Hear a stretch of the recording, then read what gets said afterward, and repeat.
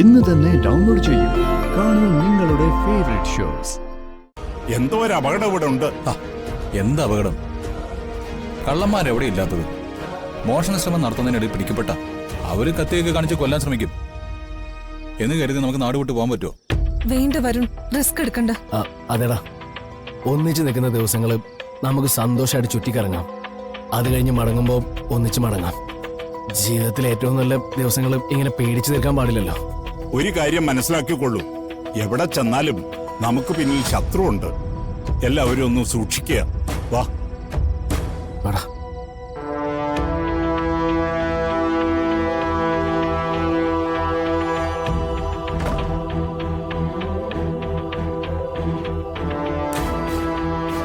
ഞാൻ പറഞ്ഞതൊക്കെ ഓർമ്മയുണ്ടല്ലോ വക്കീലെ?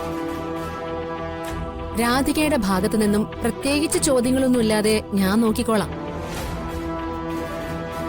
ബാക്കി കാര്യങ്ങള് വക്കീലിന്റെ കയ്യിലാ. രാവിലെ ഒരു 10:30 ഞങ്ങൾ എത്താം. ഓക്കെ?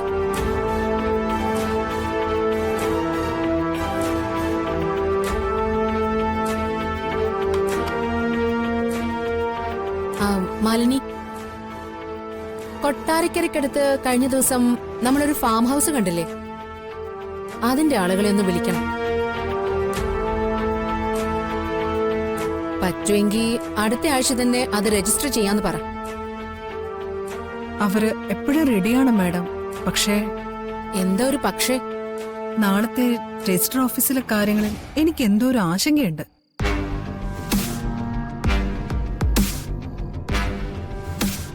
നാളെ 10:30 നമ്മൾ രജിസ്റ്റർ ഓഫീസിൽ എത്തുന്നു.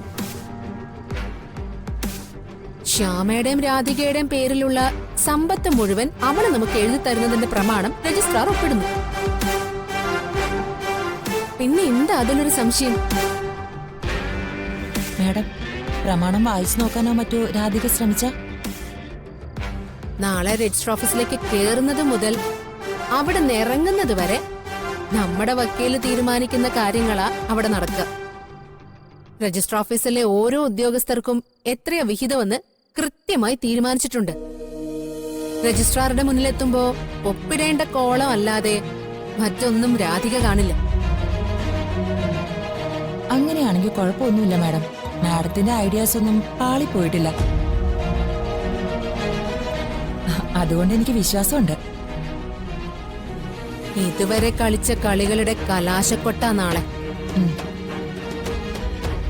നാളെ രാധികയുടെ ഒരു ഒപ്പ് പതിഞ്ഞു കിട്ടിയ ശ്യാമ വാരിക്കൂട്ടി വെച്ചിരിക്കുന്ന സകല സമ്പത്തും പിന്നെ എന്റെ പേരില്.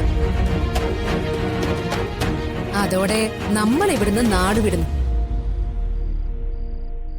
പിന്നെ നമ്മൾ പുതുതായി എടുക്കുന്ന ഫാം ഹൗസിൽ കുറച്ചു കാലം, ആഘോഷങ്ങൾക്ക് മാത്രമായിട്ട് കുറച്ചു കാലം. കേട്ടോ മാലിനി? ആയിക്കോട്ടെ മാഡം.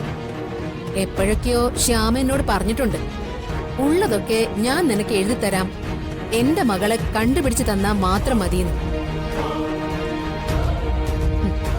കണ്ടെത്തിയ മകൾക്കാവട്ടെ സ്വത്തിനോട് ഒരു തരിമ്പ് പോലും താല്പര്യമില്ല. അപ്പൊ പിന്നെ ഒരു കുറ്റബോധത്തിന്റെ ആവശ്യമുണ്ടോ?